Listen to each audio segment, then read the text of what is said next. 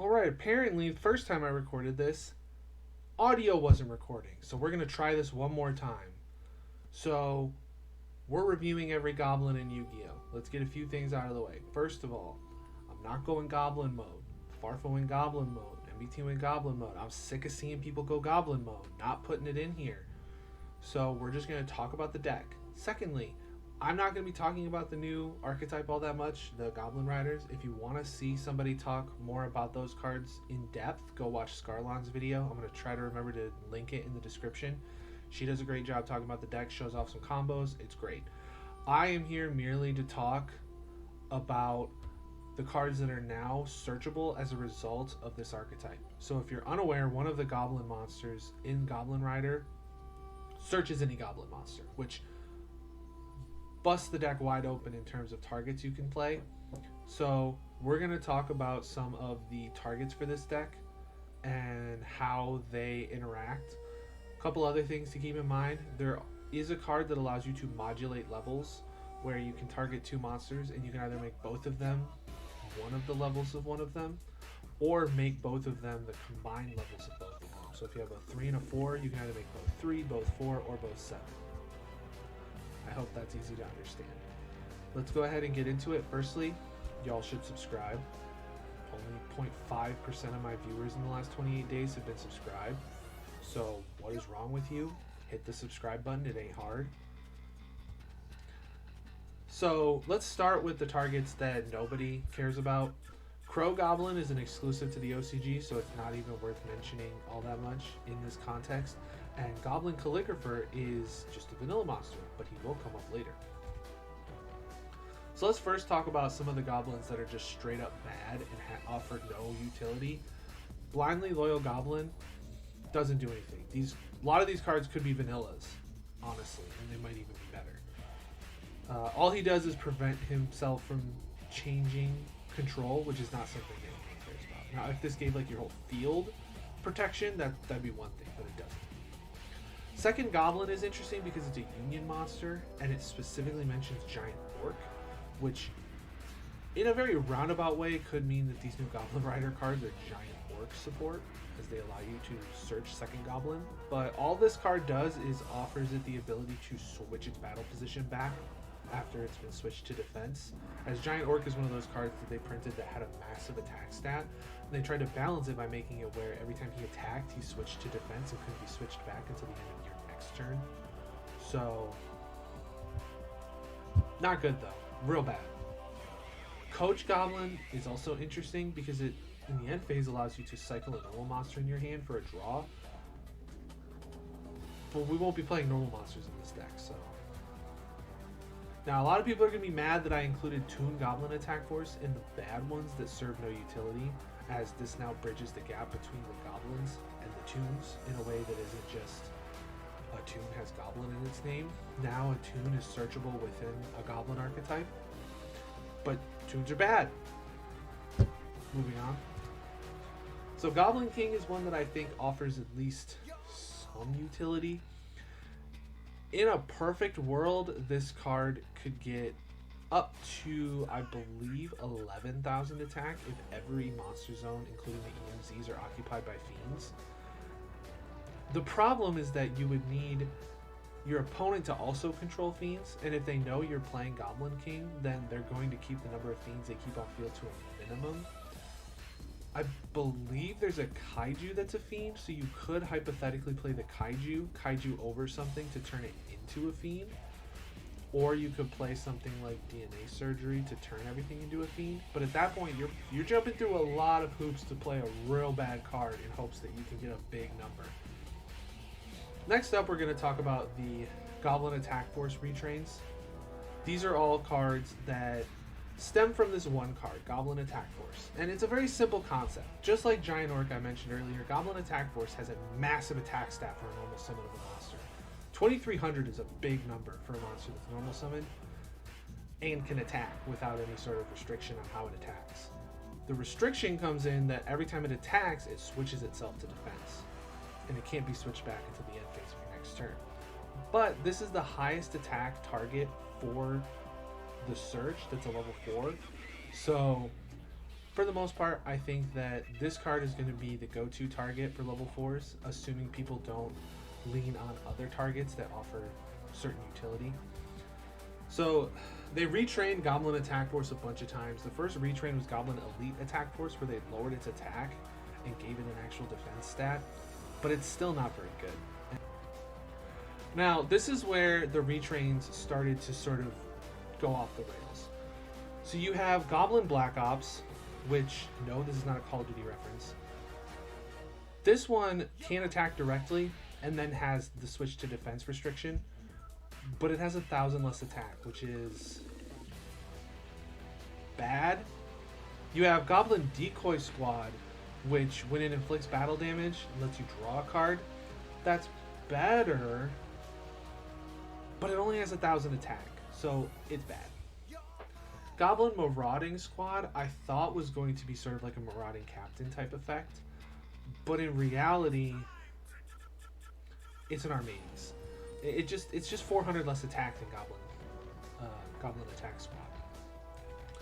Now, Goblin Pothole Squad is hilarious because it has inadvertently become anti-trap trick support. So this card makes it where all of your summons are insulated against trap hole cards, and itself is insulated against all trap cards when it's normal summon. So its normal summon cannot be responded to with trap cards, and all subsequent summons once it hits the field cannot be responded to with trap hole cards except Dark Trap Hole. I don't know why that's there.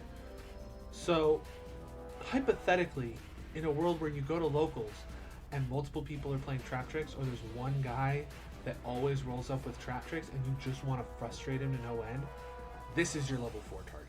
Every other scenario, throw it in the bulk bin. This card sucks. Goblin Recon Squad is also really funny because it gives you hand knowledge, but it gives you random hand knowledge. And then it lets you hand loop, but only if the random card you chose is a spell card. And then it has all of the same restrictions as Goblin Attack Squad, where it switches to defense. And it's got 600 less attack. Yeah, not worth playing. Now, this card, I think, we start to get into the cards that actually have useful effects. This card allows you to floodgate your opponent from using cards that discard for cost. But what cards are discarding for cost right now? Not a lot. If they print an archetype around the time that this deck comes out where all of its power cards discard for cost, this card will become a very powerful floodgate. But as it stands, it's not very good. So then we have the first of the actually good targets, the targets that I can see actually possibly seeing at least experimentation, possibly even standard play.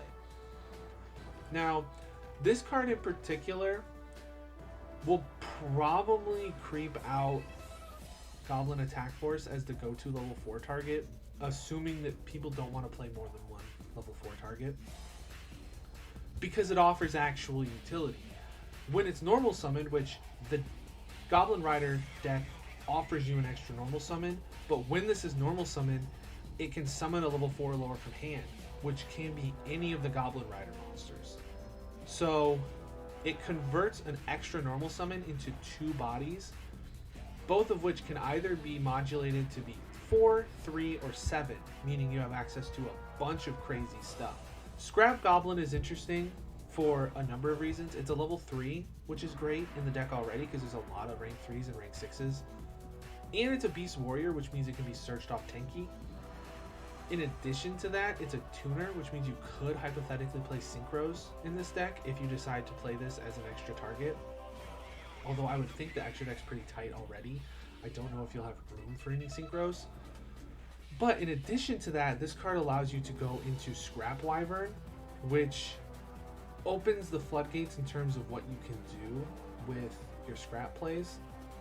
You could hypothetically go into a Golem line to get like 3 extra materials worth of guys, or you can go into a Scrap Raptor play, pop it, search a Chimera, and get into more level 4s on field, converting the Scrap Goblin into 2 materials worth off of an extra normal summon. But Goblin Bird already does that. The only problem is that this offers a lot of extra bodies, but it requires you to play a lot of extra guys in the deck as Garnets. So I don't know if it's even worth playing. That being said, I'm excited to be proven wrong. I thought the same thing when Scrap Raptor came out and people were playing it in Dino. That version of the deck plays a lot of Garnets. I don't think it's worth it, but it's the most common version of the deck right now, so I could be proven wrong. We may end up seeing scrap builds of this deck in the future. Scrap Goblin Rider is a hilarious idea for a deck. So I'm definitely interested to see how that goes. Next up is Memento Goblin. Now, this one is weird because Memento was an archetype that isn't out in the TCG yet. It was revealed earlier this year and will be coming out, I don't know if it's the next set or a few sets later, I don't know. But it's an archetype of a bunch of cards that are retrains of old vanillas. You can probably tell that this is a retrain of Goblin Calligrapher, which I mentioned it would come back. Same attribute, same level, same type, and it's got the same attack and defense stats. So the nice thing about this card as a splash in this deck is that it represents more access to cards on its own. The effect to pop a Memento monster to send 2 Memento cards can pop itself. So you can normal summon it as your extra normal summon, pop itself, and then send 2 Memento cards, basically meaning that you get like 3 Memento cards engraved all at once off of just an extra normal summon. I haven't read much on the Memento cards. Maybe that's something I can do at a later date. Maybe we can try and build a Memento Goblin deck. But I imagine that there's cards within the archetype that get your plays going from the graveyard. So if that's the case, this card may represent the ability for Memento and Goblin Rider to be married as a single deck.